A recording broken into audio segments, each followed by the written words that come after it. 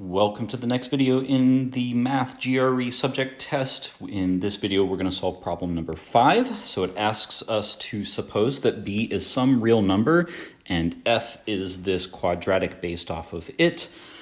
And part of which is graphed above, we want to evaluate f at 5. So I guess the important thing to recognize from the graph is just that it has its vertex at 2. And I guess, there may be a number of different ways to solve this, but probably the most immediate and obvious is a formula for the vertex, the x-coordinate of the vertex of a parabola.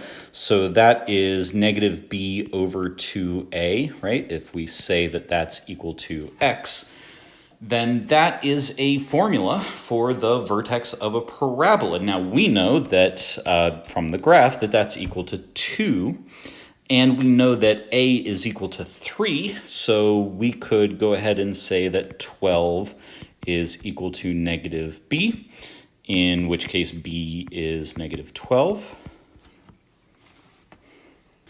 And so now we know the function. So we could then simply evaluate this at f of 5.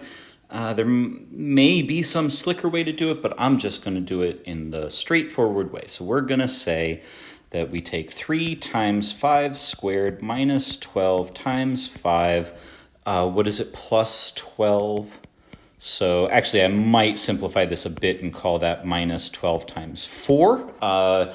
Right, if you didn't do that, don't worry about it, but I'm effectively just saying, well, I've got negative 5 12s, and I've got an extra 1 12, so altogether I've got negative 4 12s. You could also do it by factoring. Anyway, let's just get on with it.